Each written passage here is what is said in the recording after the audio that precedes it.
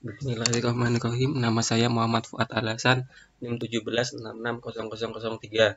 Di sini saya akan menjelaskan tentang global warming yang ada di kota Surabaya.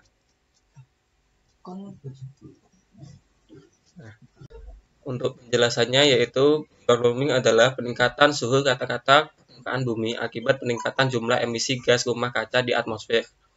Biasanya, pemanasan global warming ini akan diikuti dengan perubahan iklim, peningkatan curah hujan di beberapa belahan dunia, sehingga menimbulkan banjir dan erosi. Sedangkan di belahan bumi lain akan mengalami musim kering yang berkepanjangan yang disebabkan kenaikan suhu. Nah, untuk Kota Surabaya ini adalah ibu kota Provinsi Jawa Timur, sekaligus kota metropolitan terbesar di Pulau Jawa Timur. Surabaya juga merupakan kota terbesar kedua di Indonesia setelah Jakarta. Surabaya memiliki luas sekitar 326 km persegi, sedangkan lebih dari 10 juta penduduk yang ada di kota Surabaya. Untuk penyebab global warming yang ada di Surabaya ini juga disebabkan oleh yang pertama, yaitu efek rumah kaca. Surabaya memiliki kota industri yang paling banyak sekaligus gedung-gedung bertingkat yang menggunakan material kaca. Seperti kita tahu bahwa kota Surabaya merupakan kota yang maju sehingga banyak industri-industri yang berkembang di sana. Selanjutnya yaitu polusi kendaraan. Dengan banyaknya kendaraan di Surabaya menyumbang polusi yang sangat besar. Yang ketiga yaitu emisi industri. Sebagai kota terbesar kedua, Surabaya juga salah satu sebagai kota industri terbesar di Indonesia, hingga menyumbang emisi dari produksi di industri yang sangat besar. Bencana kebakaran terbagi menjadi dua, yaitu bencana kebakaran alam dan tingkah laku manusia.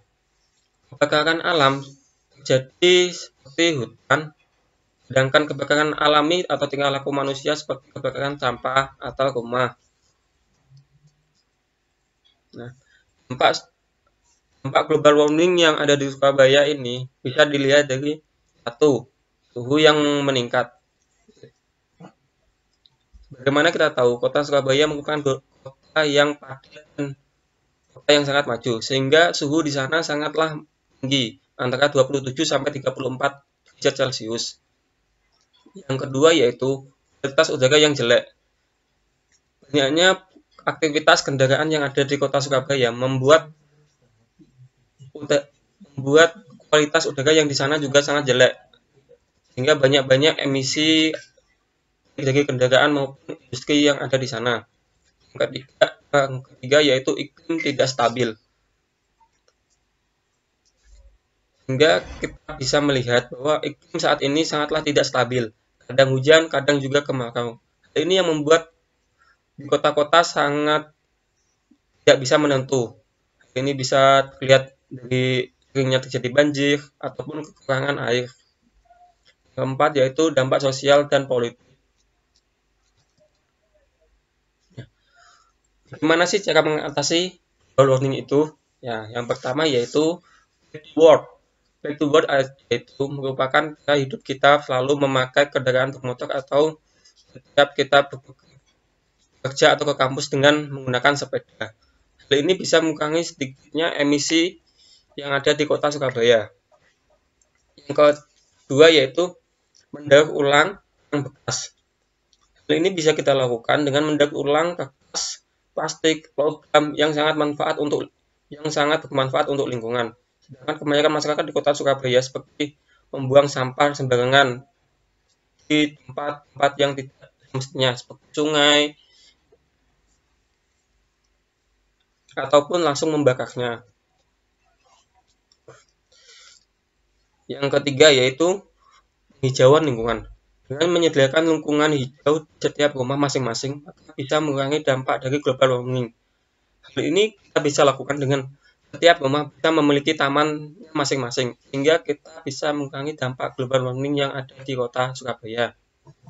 Yang keempat yaitu menggunakan lampu hemat energi. Ini bisa kita lihat dengan menggunakan alat listrik seperti umum yang dipakai, seperti lampu. Kebutuhan akan lampu listrik adalah yang tidak bisa ditawar lagi, sehingga kita bisa menggunakan lampu hemat energi, seperti Philips atau yang lainnya. Yang kelima yaitu menggunakan material alam. Menggunakan material alam pada bangunan dengan mengganti penggunaan material alam ini lebih ramah lingkungan, sehingga tidak usah menggunakan material kaca pada bangunan. Nah, yang keenam yaitu hemat listrik.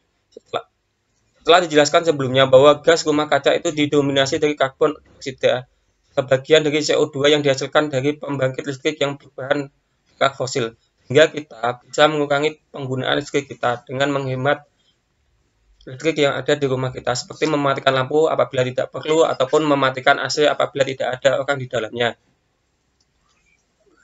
Terima kasih, sekian penjelasan dari saya. Apabila ada salah, saya mohon maaf. Wassalamualaikum warahmatullahi wabarakatuh.